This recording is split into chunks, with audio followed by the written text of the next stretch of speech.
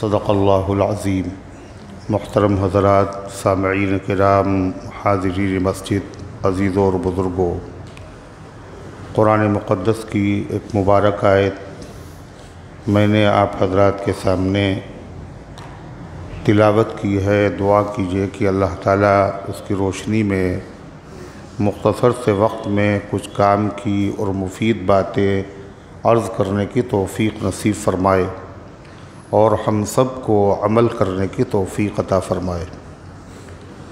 अल्लाह ताला ने कुरान करीम की इस मुबारक आयत में तमाम ईमान वालों के लिए उनका ईमानी फ़रीज़ा, ईमानी ज़िम्मेदारी, ईमान कबूल करने के बाद जो चीज़ लाजिम होती है उस ज़िम्मेदारी का तज़किरा फ़रमाया और फ़रमाया किसी मोमिन मर्द के लिए और किसी मोमिन औरत के लिए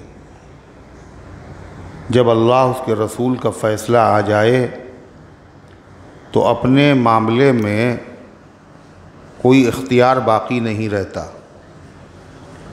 यानी अल्लाह के फ़ैसले को मानना और अल्लाह के रसूल के फ़ैसले को मानना ये लाजिम है, ज़रूरी है, ईमान का तकाज़ा है। और जो इसको तस्लीम न करे वो ईमान वाला ही नहीं।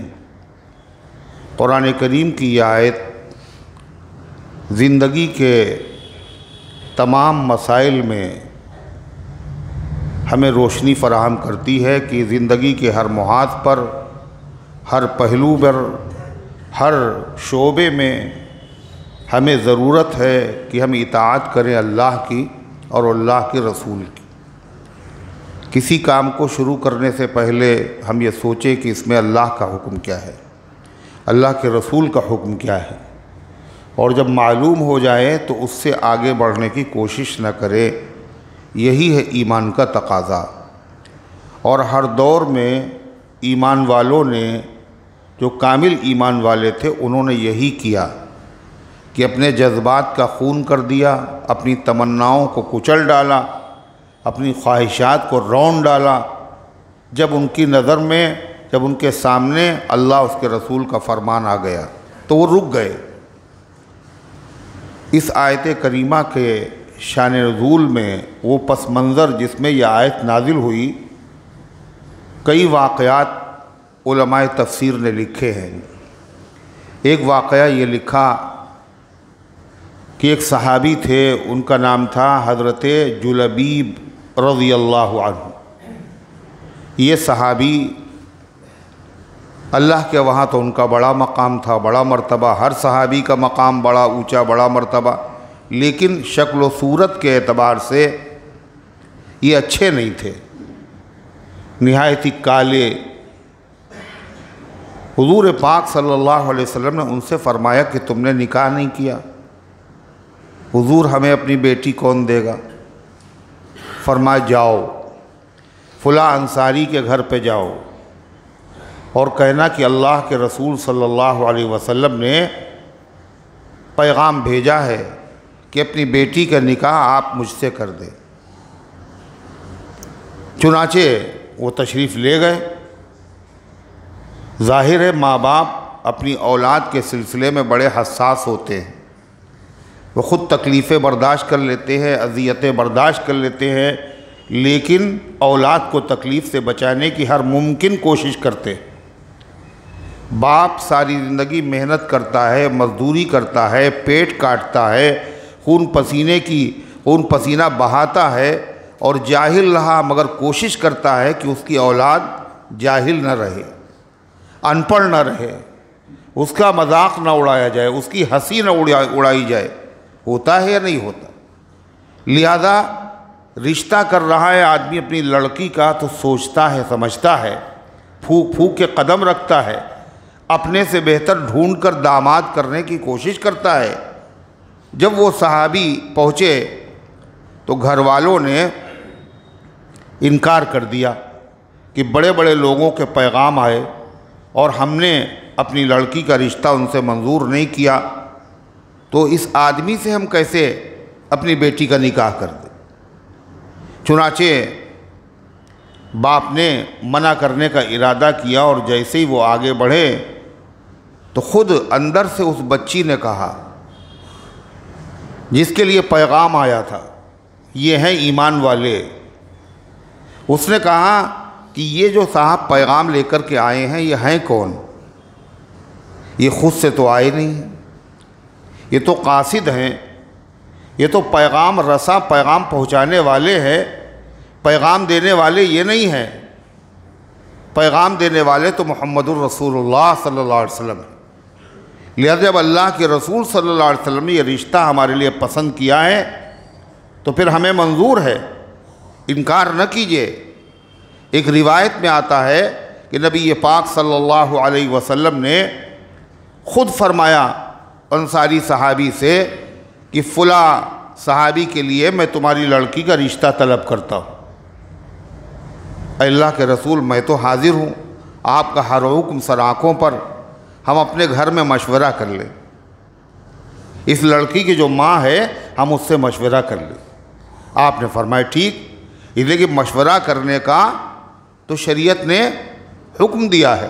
ख़ुद नबी करीम सल्लल्लाहु अलैहि वसल्लम मशवरा वशाविरहुम फिल अम्र, आए पैगम्बर मशवरा कीजिए मामलात पर। सहाबा मशवरा करते थे, मशवरा करना सुन्नत है, मशवरा करने से बड़े फ़ायदे हैं। मशवरा करने वाला कभी शर्मिंदा नहीं होता। तो गर्दे की आपने इजाज़त दे दी। जब वो घर पहुँचे उन्होंने बताया अल्लाह के रसूल सल्लल्लाहु अलैहि वसल्लम ने हमारी लड़की के लिए फ़ुला साहब का इंतखाब किया है। तो बीवी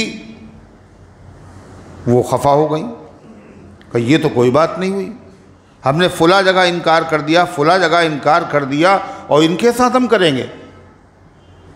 तो शौहर साहब जो थे उन्होंने देखा जब बीवी की मर्ज़ी नहीं है तो उन्होंने भी चाहा कि वापस कर दे।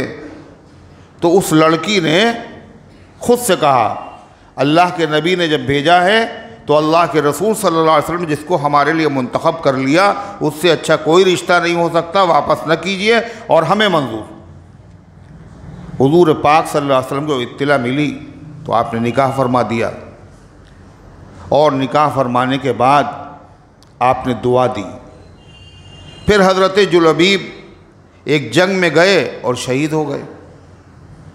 अल्लाह के रसूल सल्लल्लाहु अलैहि वसल्लम ने ख़ुद उनके लिए चारपाई नहीं थी, अपने हाथों पे आपने उनको उठाए रखा जब तक कब्र तैयार हुई और फिर अपने हाथों से आपने कब्र में लिटाया हज़रत जुलबीब को। और जो सामान था वो लड़की के घर पे भेज दिया कि शादी हो गई। अल्लाह के रसूल सल्लल्लाहु अलैहि वसल्लम ने दुआ दी थी, अल्लाह माली फरावानी फरमा दे और खुश आयशी की ज़िंदगी अता फरमाए। सहाबा कहते पूरे मदीने में उस घर से ज़्यादा खैरात करने वाला, खुले हाथ रखने वाला, लोगों को नवाजने वाला कोई घर नहीं था जिस लड़की ने नबी करीम सल्लल्लाहु अलैहि वसल्लम के फरमान को सुनकर अपना सर झुका दिया और फैसले को मंजूर कर लिया। एक वाक़या नहीं, इसी तरीक़े से दूसरा वाक़या, हुजूर पाक सल्लल्लाहु अलैहि वसल्लम का ख़ानदान सबके ख़ानदानों से आला है या नहीं? बताइए। अरे हुजूर के ख़ानदान से भी अच्छा किसी का ख़ानदान होगा? आपने फरमाया अना अनफुसुकुम अना अनफसकुम नसबं व सिहरा, मैं तुम में सबसे नसबी और ख़ानदानी एतबार से और ससुराली रिश्ते के एतबार सबसे अच्छा हूँ। और ज़ाहिर है आप तो अल्लाह के महबूब हैं और महबूब को जो चीज़ दी जाती वो अच्छी दी जाती है। और महबूब किसके? अल्लाह के महबूब, और अल्लाह के ख़जाने में कोई कमी नहीं। इसलिए अल्लाह ने जो चीज़ अपने महबूब को अता फरमाई वो आला दर्जे की। आपका ख़ानदान सबसे आला, आपकी औलाद सबसे आला, आपकी अज़वाज, आपकी बीवियाँ, ये तमाम दुनिया जहान की बीवियों से क्या है? आला है। ये कोई शायरी थोड़ी है, अल्लाह कुरान में कह रहा है या निसा नबी लस्तुन्ना का हदिम मिनन निसा, ऐ पैगंबर की बीवी हो, तुम आम औरतों की तरह नहीं हो, तुम्हारा इंतखाब किया है। आदमी मुंतखब करता है अपने बेटे के लिए बीवी को, अपनी बहू को। अल्लाह के महबूब हैं आप, अल्लाह ने मुंतखब किया है अपने नबी के लिए अज़वाज को, बीवियों को, और जिनको अल्लाह ने चुना हो उनसे अच्छी बीवियां कहाँ होंगी? तो नबी की बीवियां तमाम बीवियों में सबसे आला, नबी की बेटियां तमाम बेटियों में सबसे आला, नबी के दामाद तमाम दामादों में सबसे आला, नबी के ग़ुलाम तमाम ग़ुलामों में सबसे आला, नबी के सहाबा तमाम पैगंबर के सहाबा से सबसे आला, हुजूर पाक सल्लल्लाहु अलैहि वसल्लम की उम्मत तमाम पैगंबरों की उम्मत में सबसे आला। हर चीज़ अल्लाह ने आला दर्जे की दी, तो हुजूर पाक सल्लल्लाहु अलैहि वसल्लम का ख़ानदान सबसे आला है। हर ईमान वाला जानता है हुजूर पाक सल्लल्लाहु अलैहि वसल्लम की ख़ानदान की एक फ़र्द है, आपकी रिश्तेदार है, करीबी रिश्तेदार, उनका नाम है हज़रत ज़ैनब। क्या नाम है? हज़रत ज़ैनब रज़ियल्लाहु अन्हा। बाद में ये उम्मुल मोमिनीन बनी हज़रत ज़ैनब रज़ियल्लाहु अन्हा। इनका क्या रिश्ता है नबी से? हुजूर पाक सल्लल्लाहु अलैहि वसल्लम की सगी फूफीज़ाद बहन, सगी फूफीज़ाद बहन हज़रत ज़ैनब रज़ियल्लाहु अन्हा। कितना आला ख़ानदान हुआ। तो ख़ुद हुजूर पाक सल्लल्लाहु अलैहि वसल्लम ने हज़रत ज़ैनब का पैगाम दिया, ज़ैनब को पैगाम दिया किसकी तरफ से? अपने आज़ाद करदा ग़ुलाम हज़रत ज़ैद इब्ने हारिसा की तरफ से, कि ज़ैनब तुम ज़ैद इब्ने हारिसा से निकाह कर लो। ज़ैद इब्ने हारिसा कौन है? ये नबी के ख़ानदान से नहीं है, इनका ख़ानदान भी कोई गिरा पड़ा नहीं है, ये ग़ुलाम थे नहीं, डाका डाला गया, इनको ज़बरदस्ती छीन लिया गया और ग़ुलाम बनाकर बेच दिया गया। और ये ग़ुलाम भी किसके बने? जनाब मुहम्मदुर रसूलुल्लाह सल्लल्लाहु अलैहि वसल्लम के, और जिनकी ग़ुलामी पर हज़ारों आज़ादियाँ सौजान से क़ुरबान हो जाए। और ज़ैद ने नबी की ग़ुलामी पर आज़ादी को क़ुरबान कर भी दिया। उनके बाप आए और चचा आए, पता चला ज़ैद जो हैं वो मोहम्मद सल्लल्लाहु अलैहि वसल्लम के पास है। कह रहे जितना पैसा कहिए हम आपको दे दें, ये मेरा बेटा है, आप मेरे हवाले। आपने कहा पैसा? पैसे की कोई बात नहीं है, ज़ैद को बुलाओ, अगर ज़ैद तुम्हारे साथ जाना चाहें तो तुम ले जाओ। हज़रत ज़ैद आ गए। आपने फरमाया ज़ैद इनको जानते हो? ये मेरे वालिद हैं, ये हमारे चचा हैं, ये तुम्हें लेने आए हैं और तुम्हें इख्तियार है, मुझे कोई रंजीदगी नाराज़गी नहीं होगी अगर तुम अपने बाप और चचा के साथ चले जाओ। हज़रत ज़ैद ने क्या कहा? मैं अपने बाप और चचा के साथ नहीं जाऊंगा, मैं आपकी खिदमत में रहूंगा, मैं आपकी ग़ुलामी में रहूंगा। हैरत हो गई बाप को, चचा को। कहा ज़ैद तुम आज़ादी पर ग़ुलामी को तरजीह दे रहे हो, ग़ुलामी को आज़ादी से ज़्यादा पसंद कर रहे हो। हज़रत ज़ैद ने कहा आपको पता नहीं है ये ग़ुलामी है किसकी? रसूल खुदा का ग़ुलाम अल्लाह अल्लाह, हर एक ताजवर का इमाम अल्लाह अल्लाह। ये ग़ुलामी नबी करीम अलैहिस्सलाम की है। आपकी ग़ुलामी पर हज़ारों आज़ादियाँ सौजान से क़ुरबान हो जाएं। जब ज़ैद ने ये जवाब दिया तो हुज़ूर पाक सल्लल्लाहु अलैहि वसल्लम ने क्या किया? ऐलान किया आके हरम में, लोगों ज़ैद आज से मेरा ग़ुलाम नहीं है बल्कि मेरा बेटा है। अल्लाह के रसूल ने इनको बेटा बना लिया। मुतबन्ना, अरबी में कहते हैं मुतबन्ना। मुतबन्ना के माने बेटा नहीं, जिसको बेटा बनाया गया है, गोद लिया हुआ, लयपालक। तो उनके वालिद ने देखा तो उनकी आंखें ठंडी हो गई। ये अरबों में कौन करेगा, ग़ुलाम को कोई बेटा बनाएगा? ग़ुलामों की क्या हैसियत थी? मुतमईन होकर चले गए। गर्दे कि ये हज़रत ज़ैद है, इनको ज़ैद इब्ने मोहम्मद कहा गया, किसी को नहीं कहा गया। ये वो सहाबी हैं, कुरान पाक में किसी सहाबी का नाम नहीं है, न सिद्दीक़ अकबर का, न फ़ारूक़ आज़म का। एक अकलौते सहाबी जिनका नाम कुरान में लिखा हुआ है, वो कौन से हैं? क्या नाम है उनका? ज़ैद रज़ी अल्लाह। फलम्मा क़ज़ा ज़ैदुन वतरन ज़व्वजनाकहा, कुरान का 21वां पारा, सूरह अहज़ाब। इसमें जिक्र है ज़ैद का नाम कुरान में मौजूद। ये क्यों? ज़ैद ने इतनी बड़ी कुर्बानी दी, अल्लाह ने उसका सिला अता फरमाया कि क़यामत तक कुरान पढ़ा जाता रहेगा। ज़ैद के नाम की भी तिलावत होगी जब कुरान पढ़ा जाएगा। अरे पढ़ा जाएगा, होगी या नहीं होगी? और सवाब भी मिलेगा। कितनी नेकियां मिलेंगी जब कुरान में इनका नाम पढ़ेंगे? कितनी नेकियां मिलेंगी? 30 नेकियां। ज़ा पे 10, या पे 10 और ज़ैद और दाल पे 10, 3 हर्फ हैं, हर हर्फ पे 10 नेकियां। तो नबी करीम अलैहिस्सलाम ने खुद से अपनी बहन को पैगाम दिया, किसका? हज़रत ज़ैद इब्ने हारिसा का। मगर ख़ानदान में बराबरी नहीं थी, थे तो बहुत बड़े आदमी, शुरू में इस्लाम लाने वाले 4 ही आदमी तो पहले इस्लाम लाए थे। वो कौन कौन से हैं? अबू बकर और खदीजा अली ज़ैद को सलाम। कितने चिराग? 4 चिरागों से जल गए। अबू बकर, खदीजा और ज़ैद और हज़रत अली। अबू बकर और खदीजा अली ज़ैद को सलाम। अबू बकर और खदीजा अली ज़ैद को सलाम। कितने चिराग? 4 चिरागों से जल गए। पहले ईमान लाने वाले, इनका बड़ा अजीम मकाम है।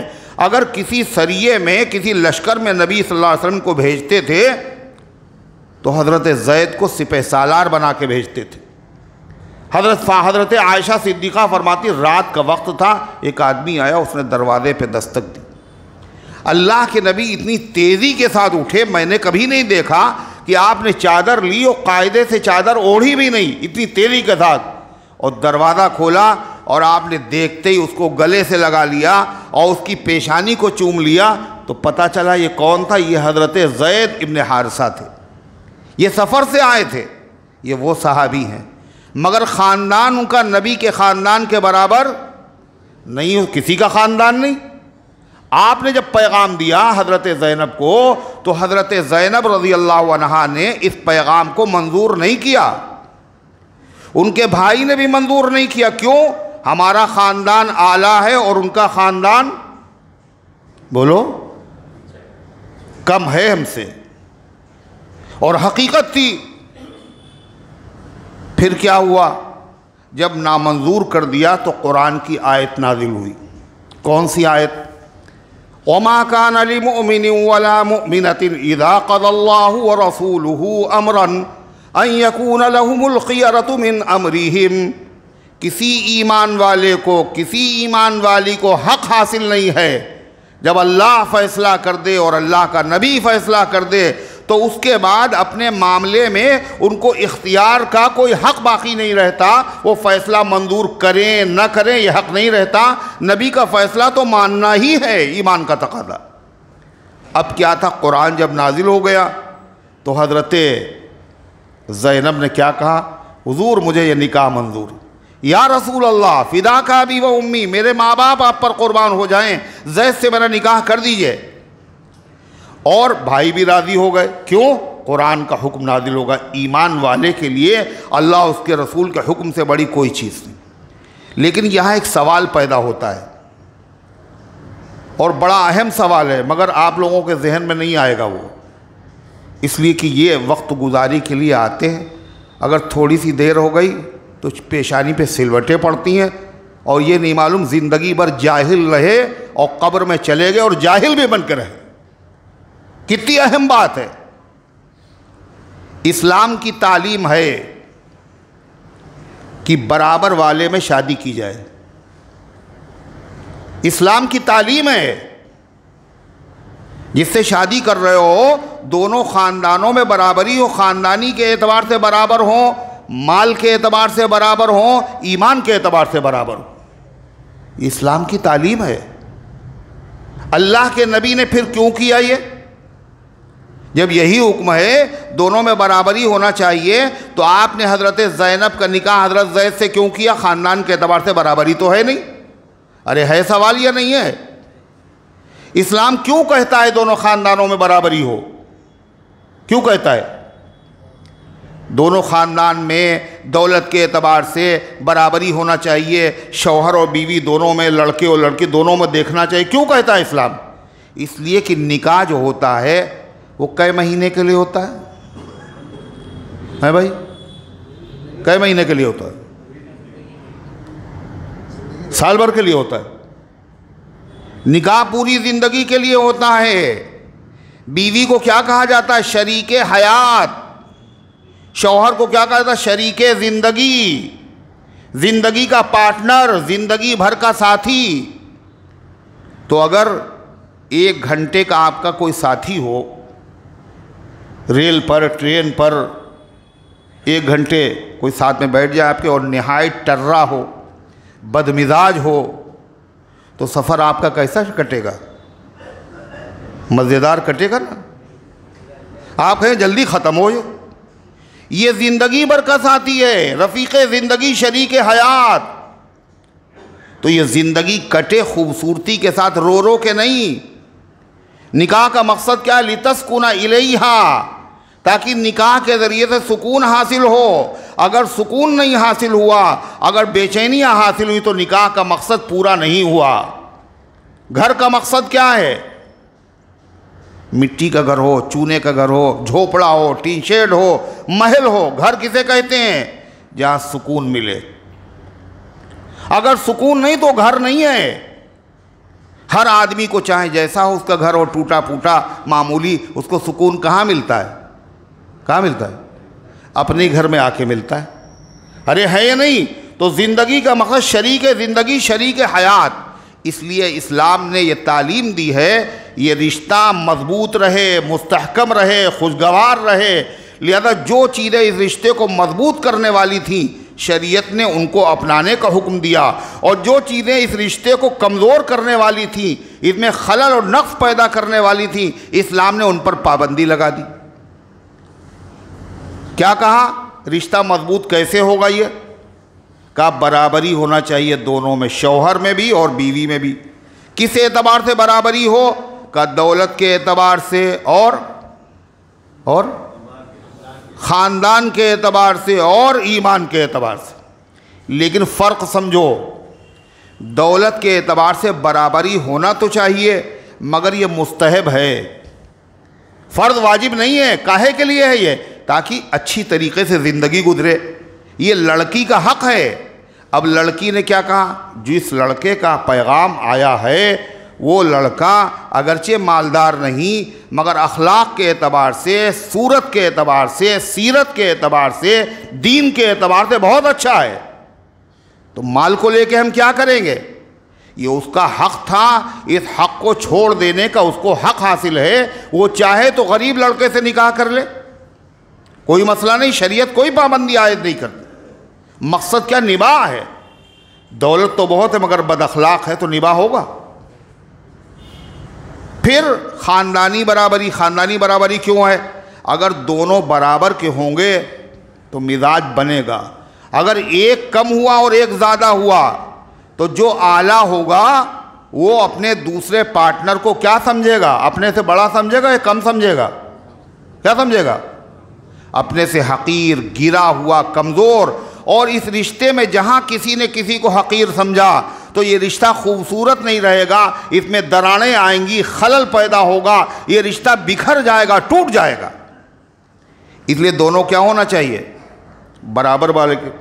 लेकिन ये हक़ किसका है? लड़की का भी हक़ है कि ख़ानदानी एतबार से लड़का क्या हो? बराबर का हो। और किसका हक़ है?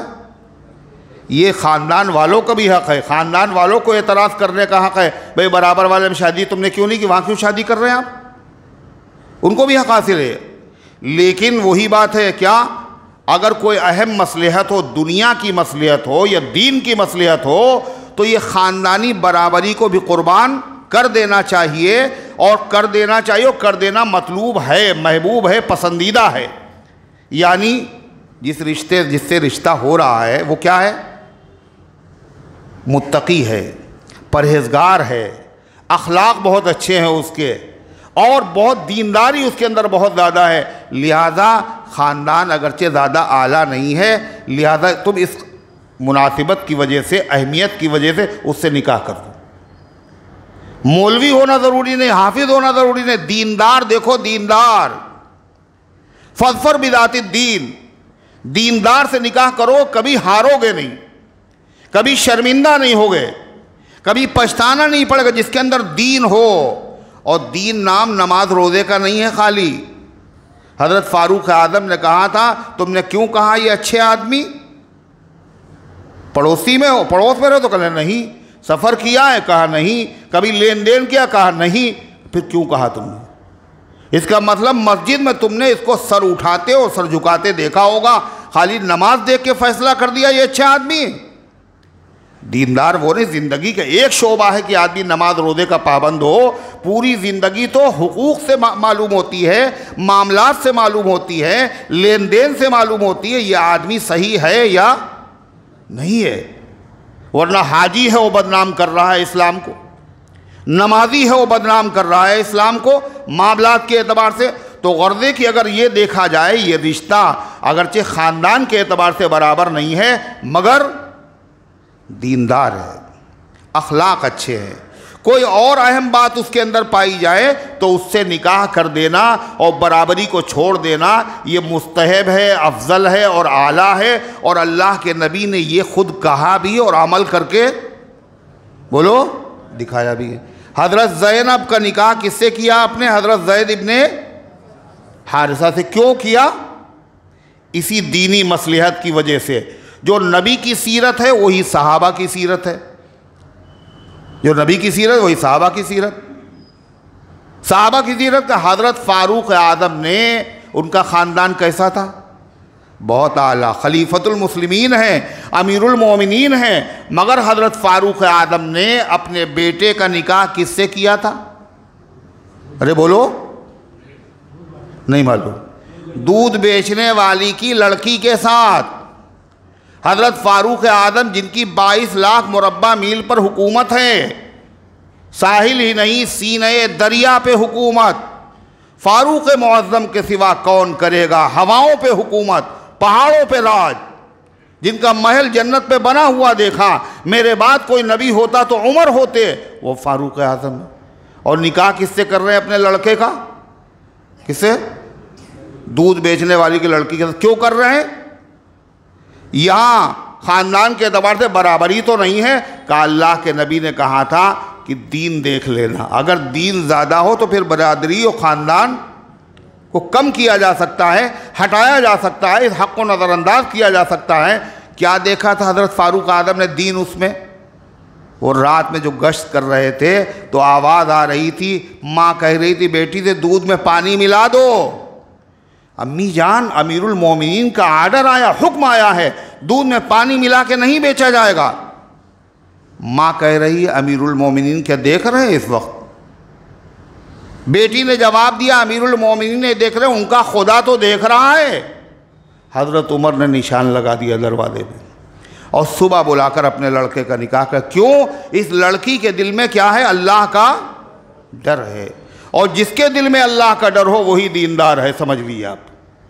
इस दौर में आए अकबर हम उसको वली समझे, इस दौर में आए अकबर हम उसको वली समझे जिस दिल में भी थोड़ा सा अल्लाह का डर देखा।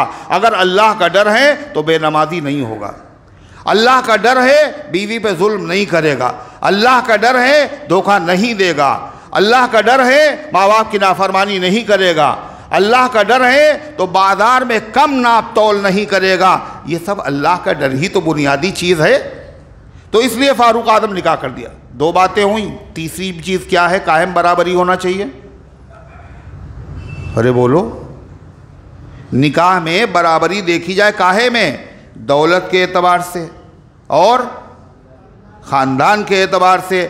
मगर ये दोनों बराबरियां ऐसी हैं जब कोई मसलहत का तकादा हो तो अड़े न रहे। हमारे ख़ानदान में तो ये होता नहीं, ये तो हो ही नहीं सकता। दुनिया इधर से उधर हो जाए, उधर से इधर, ये नहीं होगा, ये गलत है। हालात के तकादे को समझो, माहौल को समझो, वरना नाक कट जाएगी, वरना बदनामियां होंगी, वरना ज़मीन में फसाद फैलेगा और फसाद फैल रहा है या नहीं? तीसरी चीज़ जिसमें समझौता करने का हक़ नहीं है किसी को दुनिया में, न लड़की को न लड़के को, न माँ बाप को, किसी को हक नहीं है। वो क्या है, रिश्ता जब होना चाहिए बराबर वाले से हो, और बराबरी काहे में हो, मज़हब के एतबार से हो, दीन के एतबार से। दोनों मुसलमान हों, दोनों साहिब ईमान हों। अगर एक उनमें से गैर ईमान वाला है तो गैर ईमान वाला ईमान वाले का कुफू और बराबर का कभी नहीं हो सकता। लड़का चाहे राज़ी हो, लड़की चाहे राज़ी हो, बिरादरी वाले राज़ी हो, ख़ानदान राज़ी हो, क्या होता है इनके राज़ी होने से? क्यों? अल्लाह नाराज़ है और अल्लाह का रसूल नाराज़। साफ साफ हुक्म है कुरान में, वला तुनकिहुल मुशरिकात, गैर ईमान वालों से निकाह मत करो। और अगर कर दिया गया गैर ईमान वाले से निकाह तो क्या होगा? निकाह होगा नहीं, ये हरामकारी होगी।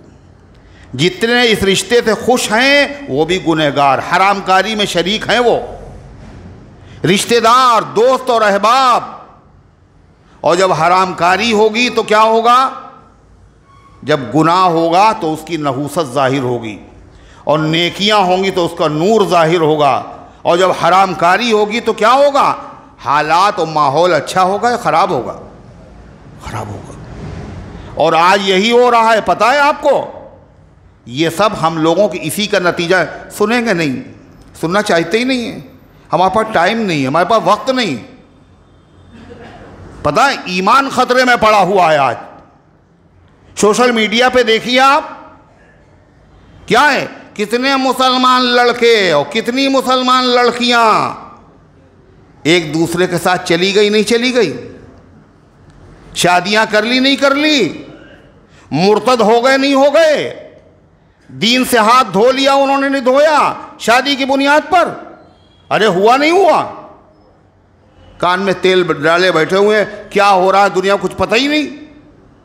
क्यों हुआ ऐसा? वो मुसलमान थे, क्यों हुआ ऐसा? वो जाहिल थे, वो नावाकिफ थे, उनके माँ बाप नावाकिफ थे, उनके घर वाले नावाकिफ थे, और अल्लाह ये जिहालत माफ़ नहीं करेगा क़यामत के दिन। क्यों नावाकिफ थे? तलबुल इल्मी फरीदतुन अला कुल्ली मुस्लिम, इल्म का हासिल करना हर मुसलमान पर फ़र्ज था। ये दीन की बुनियादी बातें तुमने जानी क्यों नहीं? तुमने अपनी औलाद को बताई क्यों नहीं? तुमने कॉलेज में पढ़ाया, यूनिवर्सिटी में पढ़ाया, तुमने आला तालीम दिलाई, मगर तुमने उसको ये नहीं बताया कि ईमान वाले का निकाह गैर ईमान वाले से नहीं हो सकता। साहब मजबूर हो गए थे। क्या मजबूरी थी? का मोहब्बत हो गई थी। जितनी शादियां ऐसी हैं वो सब किस बुनियाद पर हैं? मोहब्बत की बुनियाद पर। अरे है या नहीं? मोहब्बत। और मोहब्बत क्या चीज़ है? मोहब्बत क्या चीज़ है? मोहब्बत आदमी को अंधा भी कर देती है और बहरा भी कर देती है। ख़ानदान की इज्जत, घर की इज्जत, माहौल की इज्जत, मजहब की इज्जत सब नीलाम हो रही, मगर कोई परवाह नहीं। अंधा किया है शौक ने, खाई हो या कुआं, कुछ सूझता नहीं है मोहब्बत के सामने। लेकिन ये भी क्यों, ऐसा क्यों है पता है? हर मसले का हल है कुरान में, हर मसले का हल है हदीस में, मगर हम अंधे बने रहे तो क्या है? टार्च मौजूद है मगर गिर रहे हैं कहाँ? गड्ढे में। दुनिया मतलब टार्च होते हुए, बताइए, लाइट थी फिर भी नहीं देखा तुमने। मोहब्बत यकीनन ऐसी चीज़ होती है, उसमें आदमी को किसी चीज़ का ख्याल नहीं रहता है। दुनिया की मोहब्बत हो या आखिरत की मोहब्बत हो, मोहब्बत में क्या होता है? आदमी बिल्कुल मजबूर और बेबस हो जाता है। लैला और मजनू, मोहब्बत जिससे हो जाती है, इस्लाम ने क्या कहा पता है आपको? गैर ईमान वालों के साथ हमदर्दी करना जायज़, जायज़ नहीं बेहतर। गैर ईमान वाला भूखा हो तो खाना खिलाओ, प्यासा हो तो पानी पिलाओ, बीमार हो अयादत करो, दवाएं नहीं हैं दवाएं दिलाओ, अगर प्यासा तड़प रहा है तो पानी पिलाना फ़र्ज है। गैर ईमान वालों के साथ हमदर्दी करना, उनकी मदद करना, उनके काम आना, उन पर तरस खाना, उनको अखलाक से मिलना, उनके साथ खाना और पीना, उनको खिलाना और पिलाना, उनके साथ कारोबार करना, उनके साथ लेन देन करना, सब जायज़ है, ये इस्लाम है। मगर एक चीज़ नाजायज़ है, वही नहीं पता है। वो क्या नाजायज़ है? क्या नाजायज़ है? रिश्ता नहीं, रिश्ता तो बाद में हुआ, पहले क्या चीज़ हुई जिसकी बुनियाद पर रिश्ता हुआ, वो क्या चीज़ है? रिश्ते का बेस क्या है? का लव मैरिज, लव, मोहब्बत। हमने सोचा हम आज़ाद हैं, जिससे चाहे मोहब्बत करें। मुसलमान किसी मामले में कभी आज़ाद नहीं है। हर मामले में अल्लाह का हुक्म देखो, नबी का हुक्म देखो, का ये सब जायज़ है। लेकिन याद रखना, गैर ईमान वाले से दिली मोहब्बत करना क्या है? बोलो, नाजायज़ और हराम, इजाज़त ही नहीं। दोस्ती करने से पहले किससे मोहब्बत कर रहे हो? क्यों? जब आदमी किसी से मोहब्बत करता है तो उसकी हर चीज़ बुरी लगती है ना? कह रहे हाँ, जिससे मोहब्बत करता है उसकी हर चीज़ अच्छी लगती है ना। इसीलिए लैला का मामला क्या था? लैला लैल से बना है, कोई ये बहुत गोरी चुट्टी औरत नहीं थी। लैल के माने रात, और रात कैसी होती? बिल्कुल सफ़ेद होती ना। कैसी होती? बिल्कुल काली थी। हो गई मोहब्बत। जब मोहब्बत हो गई तो कोई अच्छा नहीं है। जब मोहब्बत हो जाती तो आयब भी अच्छे लगते हैं, और जब नफ़रत होती तो खूबियाँ भी बुरी लगती हैं। लिहाजा इस्लाम कह रहा है मोहब्बत करने से पहले देखो मोहब्बत करने के लायक है या नहीं है। अगर तुमने मोहब्बत की तो महबूब की हर चीज़ अच्छी लगती है, उसका चलना, उसका उठना, उसका बैठना, उसकी तहजीब, उसका तरीक़ा, उसका अंदाज, उसकी शक्ल, उसकी सूरत। तो जब हर चीज़ अच्छी लगती है तो उसका मज़हब और दीन भी तुम्हें, बोलो, अच्छा लगेगा। और दीन मज़हब अगर अच्छा लगा तो क्या हुआ? तुम गैर ईमान वाले बन जाओगे, मुर्तद हो जाओगे। अल्लाह के नबी को इससे ज़्यादा कोई चीज़ खुश करने वाली नहीं है कि एक आदमी दायरे इस्लाम में दाखिल हो जाए और जहन्नम के शोलों से बच जाए। और अल्लाह के नबी को इससे ज़्यादा दिल दुखाने वाली कोई चीज़ नहीं है। एक कलमा पढ़ने वाला, एक कलमा पढ़ने वाली क्या है, दायरे इस्लाम से निकल जाए, मुर्तद हो जाओगे तुम। और फिर क्या होगा? वमन यब्तगी गैरल इस्लाम दीनन फलन युक़बल मिन्हु, जो इस्लाम के अलावा कोई दीन इख्तियार करेगा अल्लाह के वहाँ कबूल नहीं होगा। इन्नद्दीन इंदल्लाहिल इस्लाम, अल्लाह के वहाँ जो मज़हब और दीन मोतबर है वो कौन सा है? इस्लाम है। तो इसकी नौबत क्यों आई? मोहब्बत की इजाज़त है, ज़ाहिरी मामला ठीक है, आप कीजिए, लेकिन ये तो देखिए ईमान वाला है या नहीं है, ईमान वाली है या नहीं। दूसरी एक गलत फहमी क्या कि मियाँ मोहब्बत कर लो और बाद में उसे मुसलमान बना लो और फिर शादी कर लो। ये इसी वजह से ये जो लोगों ने उड़ाया ना, कैसे एक हज का सवाब और पता नहीं काहे, बिल्कुल गलत। आपने कुरान की आयत सुनी अभी आपने, गैर ईमान वालों से मोहब्बत करना ही क्या है? नाजायज़ है। और आप कहें उसके बाद शादी कर लेना और मुसलमान बना, इसकी ज़रूरत?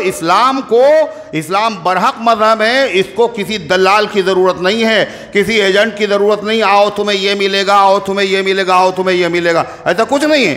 100 मरतबा गरज हो आदमी मुसलमान हो, 100 मरतबा गरज न मुसलमान हो। फमन शाअ फलयुमिन वमन शाअ फलयकफुर, जिसका जी चाहे वो ईमान लाए, जिसका जी चाहे वो कुफ्र करे। हमने क़यामत के दिन सब के लिए तैयारी कर रखी है, उसके लिए जहन्नम के शोले तैयार हैं, खुशामद करने की ज़रूरत नहीं है। इन्न हाज़िही तज़किरा फमन शाअ ज़करा, ये अल्लाह का नसीहतनामा है, जिसका 100 मरतबा जी चाहे वो उसको कबूल करे, ना कबूल करे भाड़ चूल्हे में जाए, जहन्नम में जाए। इसीलिए हदीस में आता कोई आदमी अगर मुसलमान हो भी गया, काहे की वजह? मोहब्बत की वजह से, इस्लाम उसका कबूल है, मगर इस्लाम कबूल पढ़ने पर जो सवाब मिलता वो सवाब नहीं मिलेगा। क्यों? इसलिए कि जिस दीन के काम में दुनिया की नियत कर ली जाएगी तो वो दीन का काम नहीं रहेगा, उस पर सवाब उसको नहीं मिलेगा।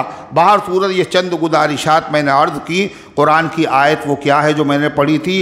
वमा कान लिमुमिनिन वला मुमिना, किसी ईमान वाले मर्द के लिए, किसी ईमान वाली औरत के लिए जब अल्लाह उसके रसूल कोई फ़ैसला कर दे, कुरान में आ गया, हदीस में आ गया, तो उनको इख्तियार बाकी नहीं रहता काहे का, चाहे उस फ़ैसले को माने और चाहे न माने, बल्कि अल्लाह उसके रसूल के फ़ैसले को तस्लीम करना यही ईमान है। और उससे बगावत करना ये कुफ्र है, ये शिर्क है और ये बेईमानी है। अल्लाह इन गुजारिशात को कबूल फरमाए। सुन्नतें पढ़ लीजिए।